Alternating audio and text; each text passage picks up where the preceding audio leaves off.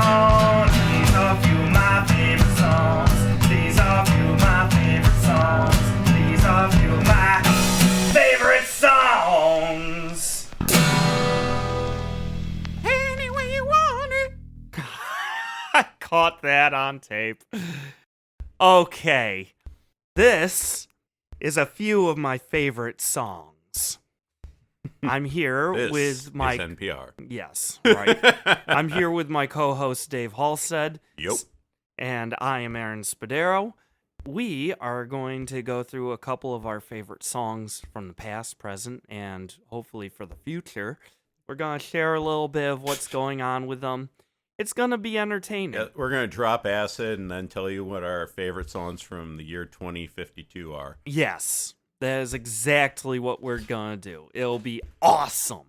As Dave started last time, I'm going to start this time, and oh boy, it's going to be a gritty one. It's going to be a weird one this time around. So, Dave. Yeah. How do you feel about covers? You know what? We kind of came of age at a time when there were a lot of bands like doing music videos of cover songs. Yep. You remember that, right? Yeah. Early 2000s, where it was like covers were very popular. There were so many mainstream bands that had hits that were covers of songs from the 60s, 70s, and 80s. I don't know what that was about. Maybe it was a sign of a creative slump in our society. Maybe. But or some of them were kind of fun, you know? Sometimes it's just a nod of your hat to something that you respect. Yeah, I think any artist, you know, they're influenced. They want to share those influences on some level. Oh, I can't wait to show you this song. Okay. How do you feel about the Rolling Stones? They don't gather any moths. No, they don't. I hit a bit of a lisp there, didn't I? Moth. So this is a Rolling Stone song that I have for you that has been covered by a lot of different groups. A lot of people love the song. Are you talking about the old blues songs that they covered when they were starting? I don't think this is one of them. I don't think this is one of them. Because let's face it, I think those first 3 albums or so of the Rolling Stones maybe had like a handful of original songs. And the rest were covers. No, this is a cover of a Rolling Stones song. But that's important. It's like people who think covers are bad. Hey, the Beatles and the Rolling Stones started out doing covers. Yes, they did. A lot of bands get started doing covers of stuff that they love. Hell, I can name at least 2 heavy metal bands that got started as Iron Maiden cover bands. I know that you like punk music. And I know you've listened to Rolling Stones. You got a guess for me of what I've got for you? Is it Paint It Black? No. All right. Heard a few covers of that by punk bands. This may hurt you, but I can't wait to see the look on your face. What we have for you is the song Dead Flowers, covered by G.G. Allin. Yep, that's the right look on your face. All right, let's listen to it. Take me down, little Susan, take me down. I know you think you're the queen of the underground, and you can send me dead flowers every morning. Send me dead blood by the U.S. Okay, so my first question is, because I know a little bit about G.G. Allin, but I've never spent any time listening to G.G. Allin or researching him really. So, yes, because I haven't been able to understand the appeal of G.G. Allin. Okay, we haven't talked a lot about G.G. Allin. I have listened to some G.G. Allin. I have an opinion, and I'm going to put it in terms that I hope you understand.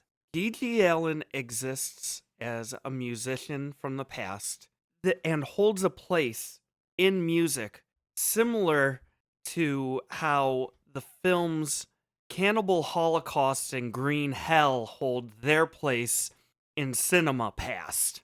You're glad they exist. Am I? Cannibal Holocaust, which I was just talking about last night with my tattoo artist. And what I said was Cannibal Holocaust is one of those films where it's like there's no good reason for it, but other than to go, huh, so they did that. Well, yeah. Not just that. They were allowed to do it. It was okay. It was labeled art, and then they moved on. It was not okay. It was not okay. It was not okay at all. It was a boundary pushing moment. Yeah, I mean, Cannibal Holocaust probably would have been fine if they just didn't kill the animals. Now, G.G. Allin, everybody talks about how their favorite artists push the boundaries. And then they discover G.G. Allin and they're like, oh, this guy. This guy would... So there's people who push the boundaries, and G.G. Allin had no boundaries. Yes, exactly. You know, G.G. Allin was one of those characters that would actively shoot up heroin on stage, wear a jockstrap and an SS helmet, and throw his own feces at the crowd. Can't make this stuff up. He was Why would you want to? He was definitely the quintessential live fast, die young, leave a flesh-eating corpse musician. Flesh-eating corpse? Probably. I could see a it. zombie. Yeah. Probably. Okay. There was some disease in there. He died in 1993 at the ripe old age of 36 of a heroin overdose. So I'm surprised he made it that long. yeah, me too. And I mean, he had an influence on his little subculture, but he literally existed to just push boundaries. His running threat was that he was going to commit suicide live on stage, and he kept saying he was going to do that. Never got the chance. I would argue that it's like every performance was every act of self-destruction. Yes. It was just a slow suicide that people were watching. Yes. Like a train wreck. That is exactly it right there. And he was a train wreck. So when you hear him do Dead Flowers by the Rolling Stones and they're singing about yeah, when he this says song, take me down, he doesn't have very far to go. No. But it's interesting because I know for a fact that G.G. Allin was like, there's a heroin reference. I'm doing a cover of this song. And to be clear, it was either this or their cover of Carmelita that I was going to abuse you with. And I chose this one because there's definitely something about the feeling of like a quintessential 90s gutter punk talking about hanging out with his ragged company to this highfalutin ex-girlfriend he had. There is a moment there. So It's ugly, but it's there. So what motivates like a G.G. Allin? What does somebody like that want? Is it just attention?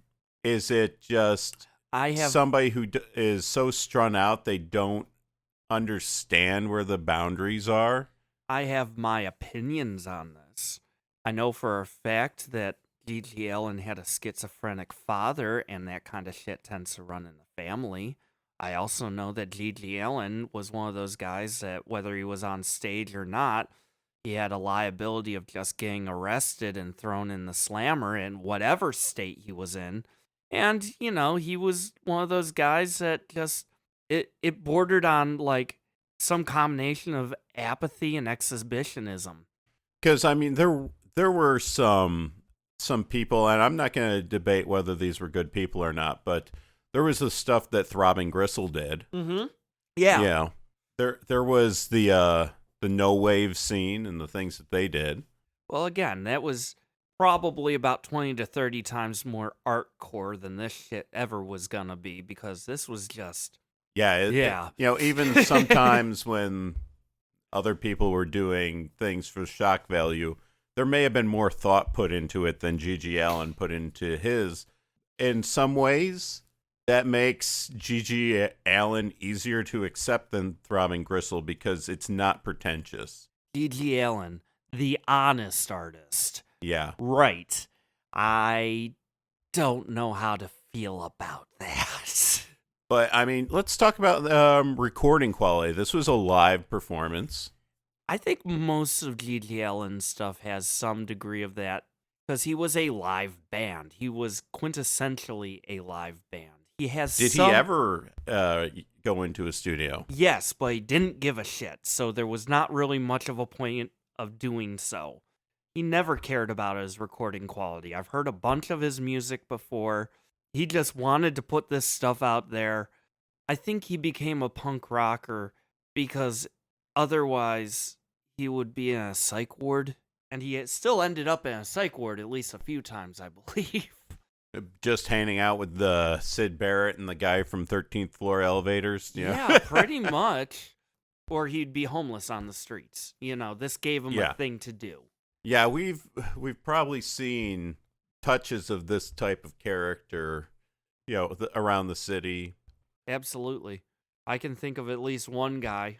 Yeah, I can think of guys I've worked with where it's just like, there's like this guy who's got a lazy eye. He's Mhm. like short. He looks like, what is it, Gimli from Lord of the Rings.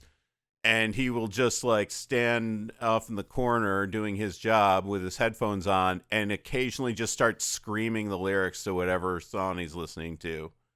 And it's just like we all just look over and go, yeah, that's him. And he's holding down a job and he's functional. Right. What's interesting about some of the underground scenes and that recording quality where it's like hissy tapes and the guitar's out of tune, it's like it has an effect that Oh, yeah. it's interesting. And the singer whose voice is all crackly, that's why I think punk rock covers are some of the best covers, because just take a song and drag it down a gravel road. Yep. Oh, wait. Some of the best examples I can think of are Lake of Fire by the Meat Puppets. Yep. If you've ever heard of that, and it's like, understand that had a massive influence on Nirvana and Kurt Cobain. He covered Lake of Fire on his Unplugged album, didn't he? Yeah, I'm pretty sure he did, but the Meat Puppets version is the one that Yeah. he was listening to. Yes. Then Well, my personal favorite cover song, or it's where it's a punk rock cover at least, is We Gotta Get Out of This Place by Fear. Yes. They really capture the essence of we got to get out of this place. The cops are at the door. There's one path right out the back of the kitchen. We are going right now. We gotta get out of this place. This is the last thing that we ever do. We gotta get out of this place. There's a better life for me and you. But even if you listen to some albums that were very, very intentionally done, very rough, probably made originally as a demo and then just put out there because it was the best version of that song they discovered. Albums like the Nebraska album by Bruce Springsteen or All Hail West Texas by the Mountain Goats. Just the raw quality that you can get from some uncut music is just amazing. It is important. Think about like the guys who documented like the folk song, going out into the woods Yeah. with a portable recorder Yep. and like one microphone and recording a guy playing his guitar sitting on a log. I want you to put a pin in that thought until later this episode. Okay. How about for right now, you show me what you've got for a song. I'll show you mine if you show me yours. Absolutely. Let's do this. All right. So I kind of got a story behind this, which is about the year 2000. I'm about 12, 13 years old. And that's around the age when I started seeing other kids on the bus having portable CD players. Yeah. And I'm like, Mom, Dad, I want a portable CD player for my birthday. And so I got one. The thing is, I didn't think, hey, I need a CD to play in this. So I got a CD player. And Amazing. I love it. my mother's solution to this was like, oh, your sister has a bunch of CDs. Oh. Get one from her. So I I want to pat that kid on the head that I was back then. The idea that I wanted the CD player because other kids had CD players, but I wasn't into music yet. And I didn't think, until I got the CD player, I didn't think I need a CD. That's the kind of kid I was. The fortunate thing about this situation in terms of my sister's point of view, because I can imagine an older sibling being like, my parent wants me to give one of my CDs to my obnoxious little brother. This is either an opportunity or a curse, depending on what kind of sibling you are. So in this case, my sister had a boyfriend who got like CDs in the mail every month. And he gave a bunch out to his friends and, of course, his girlfriend. Okay. So my sister had a bunch of CDs. Like, she would throw out the cases and just put them in those booklets. Yeah. That she really wasn't connected to. You know, these weren't what she collected. These was just stuff that was given to her because she was a pretty teenage girl. Yeah. As per usual. So she's like, yeah, go look through these. And I'll tell you if you can have that one. I guess she was thinking, oh no, he shouldn't listen to that. And I ended up with 2 CDs from that. Okay. That I still have. The soundtrack to Dumb and Dumber. Oh dear. And remember, I'm looking through these. They have no covers. They're just the discs. So some I have no freaking idea what I'm looking at. But there's one that had the name of the band written on it, and even though I didn't know anything about it, I'm a 12, 13-year-old boy, so of course I picked up the CD by the Butthole Surfers. Yes! And the song I want to pull from that is Cough Syrup.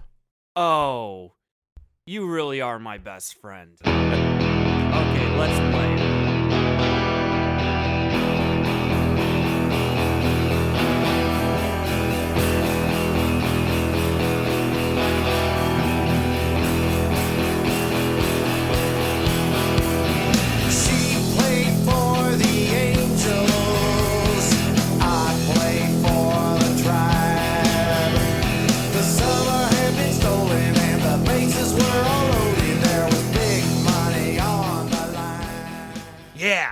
Yeah. Yeah. Hell yeah. That's our childhood right there. That packs a hell of a punch. And by the way, I just absolutely love it when, you ask the Alexa to play a song and it just bleeps out half the name of the band.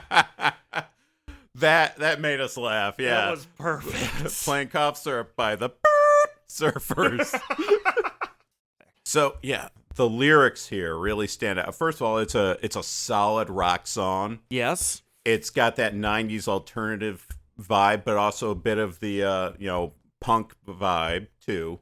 So it's not as morose as a lot of the grunge was. I wouldn't call this grunge. It's more of an alternative rock punk song.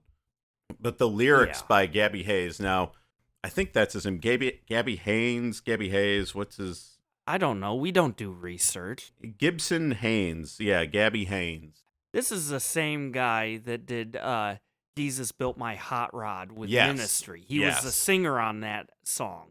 It was like, there was no lyrics to that song. No. It was just letting him speak. Blabber. Yeah, and he was probably high, from what I understand. Of thought and nonsense. Yeah, he has a way of doing stream of consciousness, free association, and just creating some really evocative lyrics, but put whatever meaning you want onto them. Yeah, yeah. I mean, these are some great lines in this song. It starts out with the baseball thing. I think it's important to point out that these guys were from Texas. They were a punk rock Texas band. Yeah. He was into psychedelics, and that influenced a lot of his lyrics. I mean, what do you think Cough Syrup is about? Cough Syrup is literally about getting high off of cough syrup. Right. It's about robo-tripping, isn't it? It's about like robo-tripping off of Robitussin. Yeah, you have words in there. Yeah. I know what I'm talking about. Lines like, I can't walk, so I guess I'm going to stay at home. they can have my legs but leave my mail alone. That's, first of all, I think only a person from Texas would write that. I think only a That- person that's high off of cough syrup would write that. Right. Well, there's Would go through that experience. just like the idea of somebody, some old war veteran or who lost his legs is just like, leave my mail alone. Yeah, it's like he's dragging in like hints at conspiracy theory and Yeah, if you want to know righteous the truth, dignity you got to and- dig up Johnny Booth. Obviously, John Wilkes Booth is what he's talking about there. Texas. yep. It goes back to Texas. I'll keep my eyes, just take these tears away. Amazing line. Yeah. Lock, stock, and barrel, all the dogs were gone to feral, and the car ran like a broken percolator. The song doesn't mean anything other than what you put on it. And that means it means everything. You can it Mhm. could potentially mean damn near everything, which is weird, and some people would say that's lazy writing. I find it grossly fascinating. So this song isn't about nothing. This song is very specifically about something, and I'll get to What that you in a got? second. Just want to go over a few more of these lines that, since I heard them when I was 12, 13 years old, have just, left a big impression on me. I'd rather be a sailor than a fighter. I'd like to sail a ship into the sun. And I'd rather be a matchstick than a lighter. I like to see the wood curl up and burn. Those are Yeah. just amazing lines that have been with me for most of my life now. Yeah. But this song is specifically about something. It's about River Phoenix. No kidding. River Phoenix died outside of a club called the Viper Room on a night when the Butthole Surfers were playing. And he was friends of theirs. No kidding. And the report was that what was in his system that killed him was cough syrup. So when he's saying, I hate cough syrup, he's saying, this killed my friend. You understand that it's still very popular to get high off of Oh, yeah. cough syrup, though nowadays We are not endorsing this. nowadays it's more of a case of they'll get the stuff that has codeine in it and they'll mix it with Sprite, and that's called lean. Whenever they're talking about, people drinking lean, they're talking about cough syrup mixed with Sprite. So, geez, it's a song that still matters. Yeah, Holy and shit. It's a eulogy in a way, and that's Yeah. why it ends with the violins coming in and sailing away. Okay. That ending, it's like there's some real feel. Yes, there's a lot of free association lyrics that are nonsense, but you could say I'd rather be a matchstick than a lighter is the difference between somebody who likes a quick high versus somebody who's high all the time. Yeah. And, the whole, if you want to know the truth, you got to dig up Johnny Booth. There were conspiracies tied to River Phoenix's death. Oh, yeah, I am aware of at least some of that. Whenever you bring up River Phoenix, it seems like everybody immediately starts looking at, like, Hollywood conspiracy bullshit. What, Hollywood Babylon, Yep. Kenneth Anger's book, he made up, from what I understand. Yeah. It was like he heard a bunch of rumors, and then he made up the rest. But, I mean, it was still part of a culture that lived fast and died young. Yeah, it was the early 90s. Great. Yeah. So we're dealing Yeah. with two 90s bands. So isn't it great that it's like, oh, hey, the Rolling Stones are still on tour. All these bands from the 60s and 70s that the baby boomers can be like, hey, we can go back and listen to those. But if like you grew up in the 90s, those bands are fucking gone. Yep. They flamed out. Where's Eddie Vedder? Is he on You get to Suicide keep Watch? Pearl Jam, yeah. Yes, we keep. I'm we- still alive. There are one or two grunge people that are still alive, and that's it. We are keeping Eddie Vedder in a glass box under complete 24-hour surveillance is fine. Is fine. He is a national treasure. So you have one more song for this show. Yes, and I'm not about to lighten it up. Oh, good. It may sound like I will. No, I'm about to introduce a famous children's song that has a dark history. Do you know the musician Harry McClintock? No, but I mean, what children's song doesn't have the dark history? Ring Around the Rosie. Oh man, this is not one you're expecting. Do you know the Muffin Man? This is definitely not one you're expecting. And I'm not playing into that. You can't get me to say the Muffin Man. Oh shit, you just got me to say the Muffin Man. Anyways, this is Big Rock Candy Mountain. I'm not turning, I'm headed for a land that's far away, beside the crystal fountains. So come with me, we'll go and see the Big Rock Candy Mountains. In the Big Rock Candy Mountains, there's a land that's fair and bright, where the handouts grow on bushes, and you sleep out every night. Where the boxcars all are empty, and the sun shines every day. On the birds and the bees and the cigarette trees, the lemonade springs where... All right, some Depression era. Yeah. Harry McClintock originally wrote that song when he was 16. Pre-Depression. He recorded it in... Yeah, he recorded it in September of 1928. Right as the Depression was about to kick off, or right after it got kicked off. Yeah. Yeah, Depression, the stock market crashed in 29. The Depression was a time that the idea of being a roving hobo traveling the country was a very big idea. A lot of people were upheaved from where they were and displaced, and they had to go and travel. I mean, Grapes of Wrath. But he had written this song like 30 or 40 years prior, believe it or not, during the 1890s. Was there more of a take on like Gold Rush and sort of that Yukon, let's go into the hills and dig gold out? Okay. No, the song that you hear was actually a rewritten version of what he had been using and busking with, because he was 16 years old and he was homeless. And the song was actually a cautionary tale. Now, you remember how in the first verse, you can just sort of see this guy that's sitting on the train tracks with his friends, and this hobo comes walking down talking about how he's going to the Big Rock Candy Mountain? I want you to imagine that instead you're a homeless 16-year-old boy, and this guy comes walking down the track talking about how he's heading to the Big Rock Candy Mountain. Basically glamorizing the hobo lifestyle, the rail hopping lifestyle.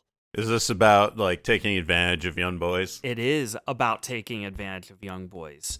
Have you ever heard of the term a jocker?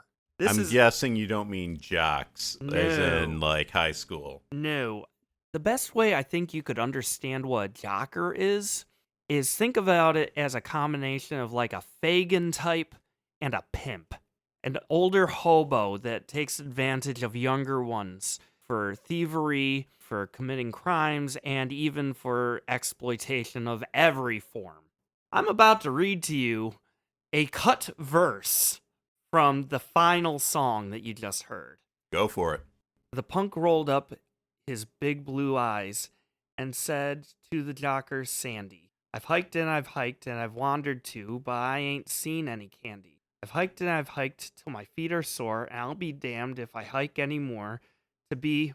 Now this is blanked out on Wikipedia, but the line I believe is, to be an old jocker's young little whore in the Big Rock Candy Mountains.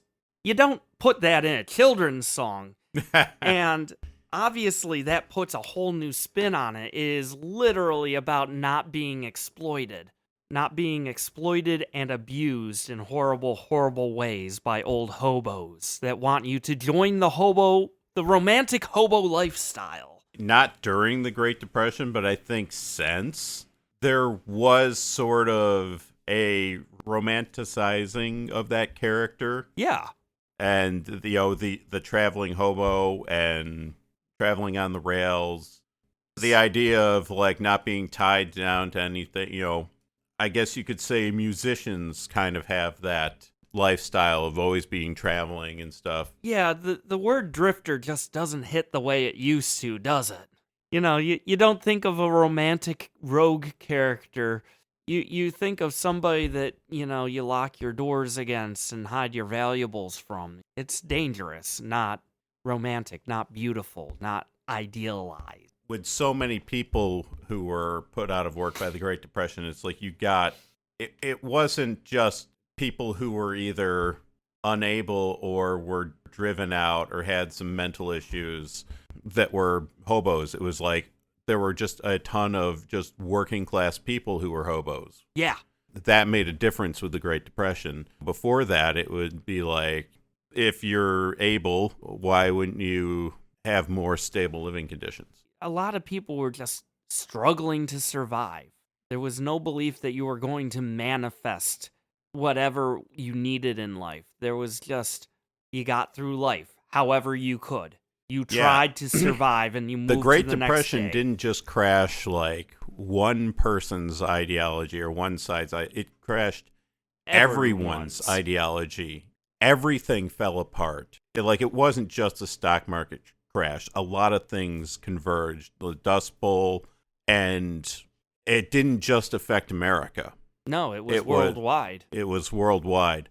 That broke a lot of different people's ideology, and new beliefs were formed from that. At a time when, you lose everything that you thought Mhm. made sense is all of a sudden just gone, and you're disillusioned from that. People found a new thing to grasp onto. Eventually, the New Deal came along Yeah. with FDR and sort of provided a new ideology that a lot of that generation, not everyone, but a lot of that generation did latch onto. A lot of people either went the way of FDR, or in Europe, a lot of countries went the way of fascism because it provided an answer. Not necessarily a great one, but it provided an answer for a bunch of desperate people. So yeah, is that an episode? Well, way to bring the room down, Aaron. We didn't start very far up. I did that on purpose, mind you, but still, it was like a big rock candy mountain. You start at the bottom with G.G. Allen, you get to the top with Butthole Surfers, and you end with George McClintock on this nice, gradual path down to a hole. A butthole. I was thinking a coal mine, actually, filled with dead children. Oh, man. Dark music and dark themes. Catharsis is necessary in art. Wow, way to tie it all together, Dave. Thanks.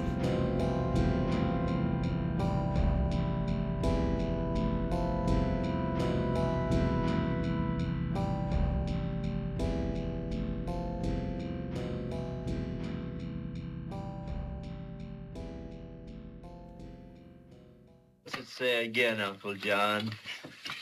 It says, plenty of work in California. 800 pickers wanted.